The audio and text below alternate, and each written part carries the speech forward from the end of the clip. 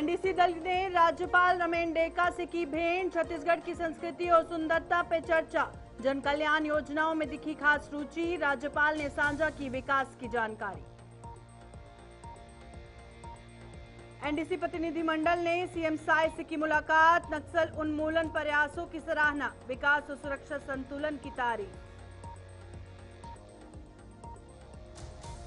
छत्तीसगढ़ में धर्म स्वातंत्र विधेयक 2026 पास। लोभ लालच से धर्मांतरण पर सख्ती।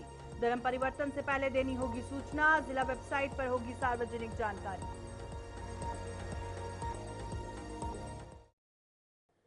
नमस्कार, छत्तीसगढ़ का ये बुलेटिन देख रहे हैं आप और मैं हूं प्रियंका गुप्ता आपके साथ। तो चलिए शुरुआत करते हैं खबरों की। नेशनल डिफेंस कॉलेज के अध्ययन दल ने राज्यपाल रमेन डेका से शिष्टाचार भेंट की। इस दौरान राज्य की प्राकृतिक सुंदरता, समृद्ध संस्कृति और जन कल्याणकारी योजनाओं पर विस्तार से चर्चा हुई। प्रतिनिधिमंडल ने छत्तीसगढ़ की विविधता और विकास पहलों में खास रुचि दिखाई। वहीं राज्यपाल ने भी प्रदेश के समग्र विकास और जनहित योजनाओं की जानकारी साझा की।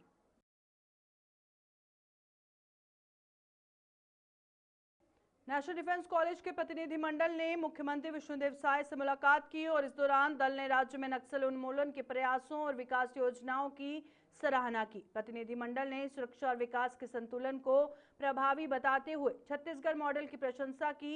मुख्यमंत्री साय ने भी राज्य में शांति और विकास के लिए सरकार की प्रतिबद्धता दोहराई। मुख्यमंत्री विष्णुदेव साय के नेतृत्व में छत्तीसगढ़ धर्म स्वातंत्र विधेयक 2026 पास हो गया है। इस कानून का मकसद लोभ लालच और दबाव में होने वाले धर्मांतरण पर रोक लगाना है।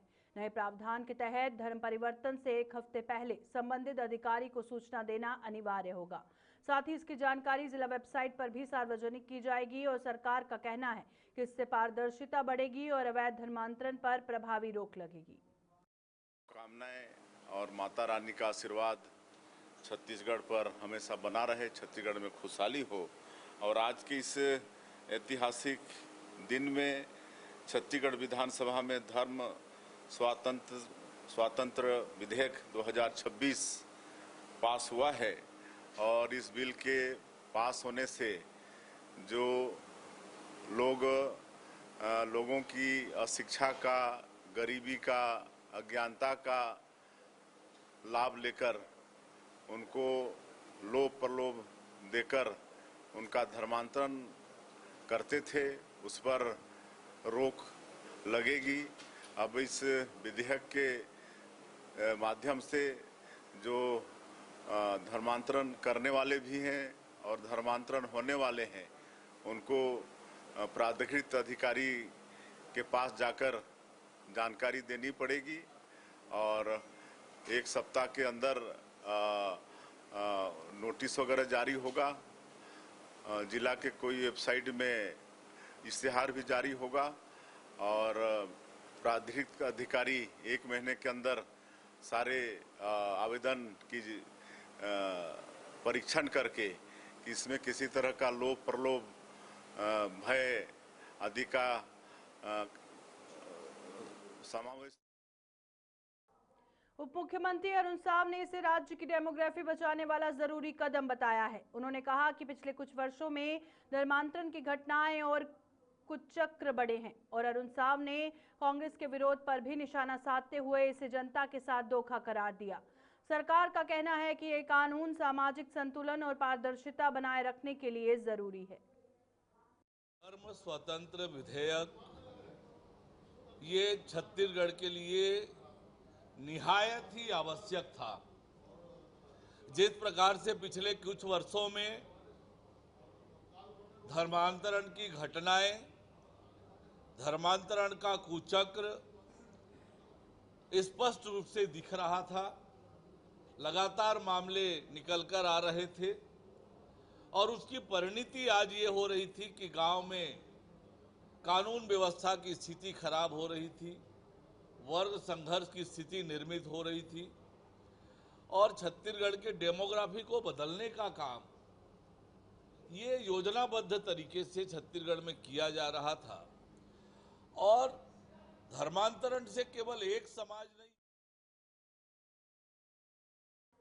अरुण साव ने छत्तीसगढ़ में छत्तीसगढ़ धर्म स्वातंत्र विधेयक 2026 के पारित होने का ऐतिहासिक बताया है। उन्होंने कहा कि ये कानून डेमोग्राफी को प्रभावित करने वाले कुछ चक्रों को रोकने और समाज में विवाद कम करने में मदद करेगा। साव ने आरोप लगाया कि कांग्रेस ने इस महत्वपूर्ण मुद्दे पर सदन से वॉकआउट कर जनता के साथ अन्याय किया है, जिसे लोग कभी भी माफ नहीं करेंगे।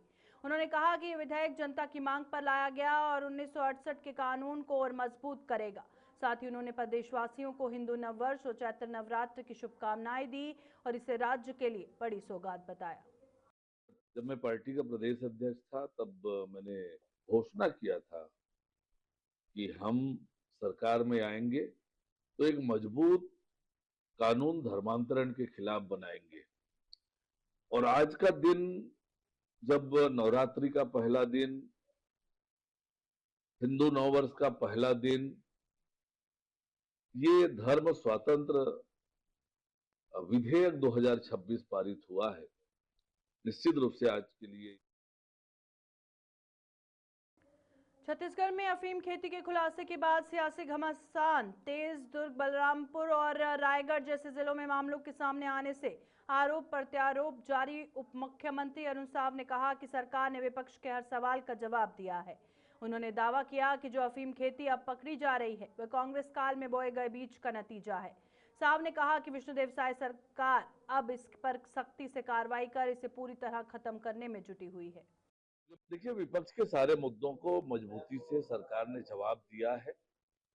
जहां तक अफीम की खेती का मामला है, जिस कांग्रेस की सरकार में छत्तीसगढ़ को नशे का गढ़ बनाया, ये आज जो पौधे मिल रहे हैं उन्हीं के लगाए हुए बीज हैं, जिस पर विष्णुदेव साय की सरकार कार्यवाही कर रही है। मुख्यमंत्री विष्णुदेव साय जी ने ही जांच का आदेश दिया है। दुर्ग में जो घटना प्रकाश में आने के बाद वह भी मुखबिर से आई जानकारी, किसी ने शिकायत की हो ऐसा नहीं है। मुखबिर से जानकारी पर प्रशासन ने सक्रियता से कार्यवाही की और ये मामला संज्ञान में आने के बाद मुख्यमंत्री विष्णुदेव साय जी ने निर्देशित किया कि पूरे राज्य में जांच की जाए। अब वो जांच में जहां जहां मामले आ रहे हैं उस पर कार्यवाही हो रही। उप मुख्यमंत्री विजय शर्मा ने कांग्रेस के 1968 के कानून पर सवाल उठाए। उन्होंने कहा कि विपक्ष चर्चा से भाग रहा है क्योंकि उसके वोट बैंक को खतरा है। और विजय शर्मा ने यह भी कहा कि माओवादी जहां वर्ग संघर्ष खड़ा नहीं कर सके वहां धर्मांतरण ने ऐसी स्थिति बना दी।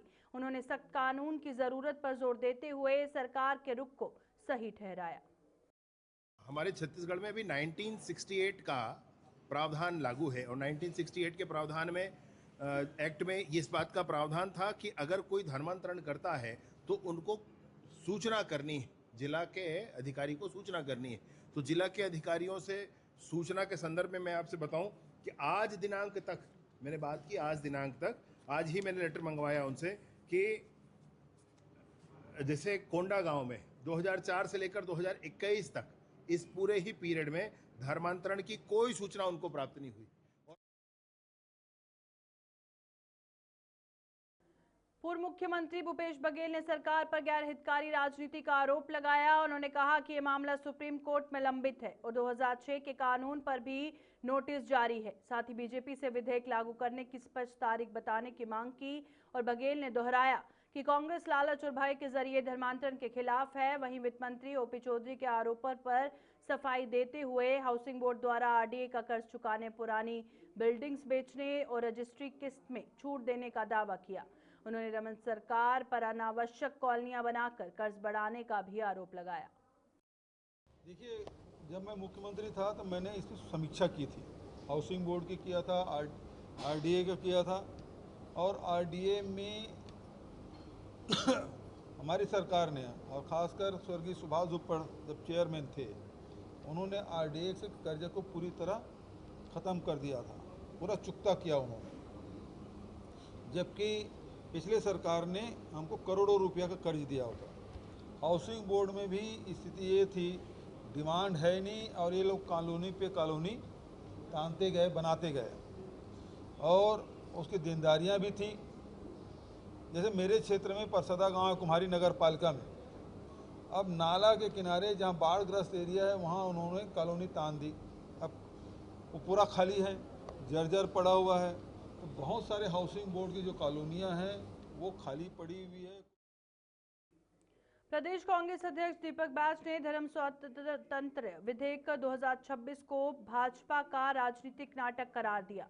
उन्होंने कहा कि 2006 में रमन सरकार का विधेयक राजभवन में ही अटका रहा, जबकि उस वक्त भाजपा सत्ता में थी। और बैज ने सवाल उठाया कि इस बार भी विधेयक अटकने से बचने की क्या गारंटी है। उन्होंने सरकार से स्पष्ट जवाब की मांग करते हुए इस मुद्दे पर पारदर्शिता की जरूरत बताई।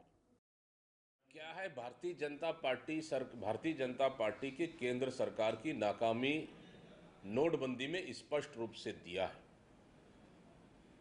और कहीं न कहीं बिना प्लानिंग के नोटबंदी देश के लिए सबसे बड़ा आपदा की स्थिति रहा है। नोटबंदी में आम जनता लाइनों में खड़े हैं, बड़े दावा कर रहे थे कि नोटबंदी से आतंकवाद खत्म हो जाएगा, नक्सलवाद खत्म हो जाएगा, काले धन वापस आएंगे। मैं पूछना चाहता हूं इस सरकार से कि नोटबंदी में क्या आतंकवाद खत्म हुआ क्या? नक्सलवाद खत्म हुआ क्या? कितने काले धन वापस आए? 99%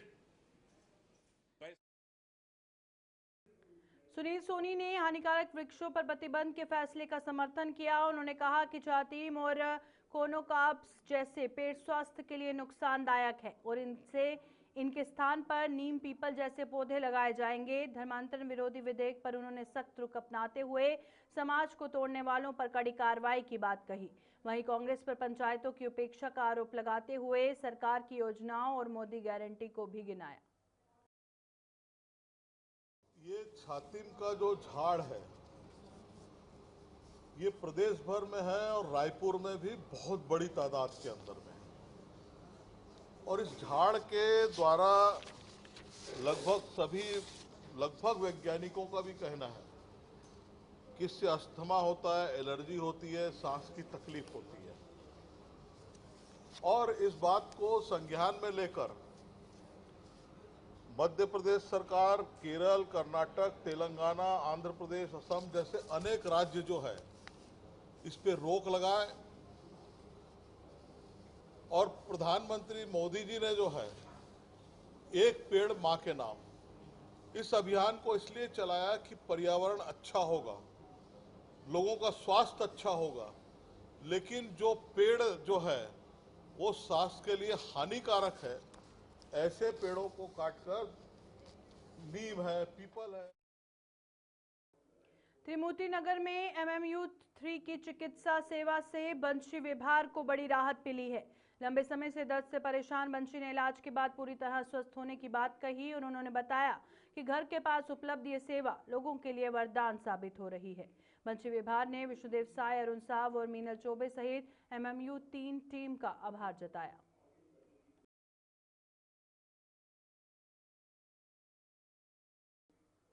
हरदीप सिंह गिल, उपाध्यक्ष राष्ट्रीय सफाई कर्मचारी आयोग ने रायपुर के BSUP कॉलोनी स्थित रामकृष्ण अस्पताल में गैस रिसाव से मृत सफाई कर्मी गोविंद सेंद्रे के परिजनों से मुलाकात कर सांत्वना दी और हर संभव सहायता का आश्वासन दिया। उन्होंने अस्पताल पहुंचकर घटनास्थल का निरीक्षण किया और प्रबंधन को सुरक्षा मानकों का कड़ाई से पालन करने के निर्देश दिए। गिल ने स्पष्ट कहा कि मैनुअल स्कैवेजिंग प्रतिबंध के तहत इस तरह की लापरवाही बर्दाश्त नहीं की जाएगी और सीवरेज कार्यों में सुरक्षा उपकरणों का उपयोग अनिवार्य है।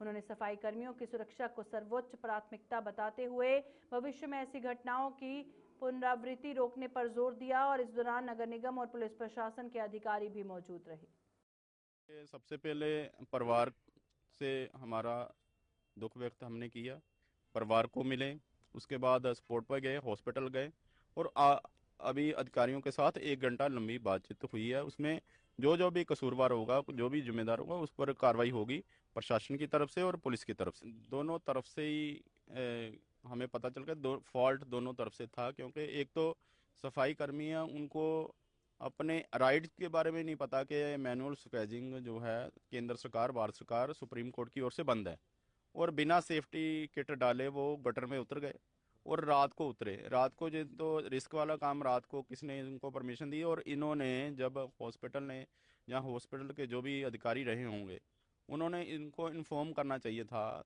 नगर निगम प्रशासन को इन्होंने इन्फॉर्म नहीं किया, तो ये घटना घट गई। हॉस्पिटल की ओर से जो भी उन्होंने जो रायपुर के 16 वर्षीय वीरभद्र सिंह ठाकुर ने भोपाल में आयोजित all India open rifle shooting प्रतियोगिता में कांस्य पदक जीतकर प्रदेश का नाम रोशन किया।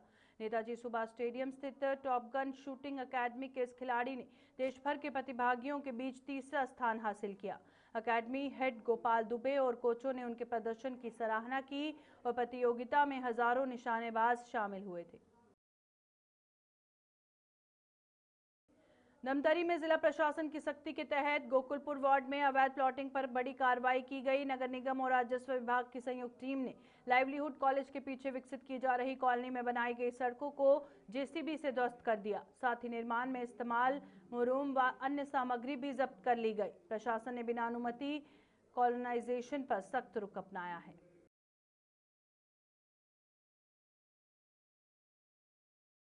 छत्तीसगढ़ में जल जीवन मिशन 2.0 को लेकर बड़ा कदम उठाया गया। विष्णुदेव साय ने इसे ग्रामीण जल प्रबंधन के लिए ऐतिहासिक बताया।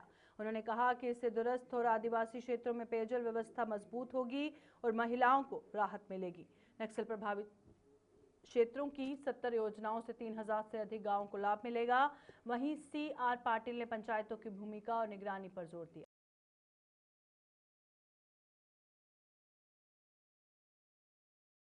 धमतरी जिले में मादक पदार्थों के खिलाफ चलाए जा रहे अभियान के तहत अर्जुनी थाना पुलिस ने गांजा तस्करों को रंगे हाथ गिरफ्तार किया। पुलिस को नवागांव कंडेल में गांजा बिक्री की सूचना मिली थी, जिसके बाद घेराबंदी कर 2 आरोपियों को पकड़ लिया गया और तलाशी के दौरान आरोपियों के पास से 518 ग्राम गांजा, 2 मोबाइल फोन, 1 मोटरसाइकिल और नकद राशि बरामद की गई, जिसकी कुल कीमत करीब 82,680 रुपये आंकी गई है। दोनों आरोपियों के खिलाफ NDPS एक्ट के तहत कार्रवाई करते हुए उन्हें न्यायिक हिरासत में भेज दिया गया।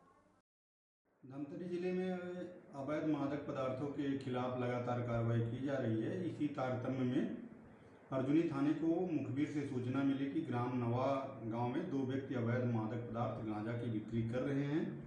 सूचना पर पुलिस तत्काल मौके पर पहुंची और वहां पर वे दोनों व्यक्ति जो है गांजा की बिक्री करते हुए मिले, जिनसे उनका नाम पूछने पर सोनराज साहू और रवि कुमार निवासी नवागांव बताए।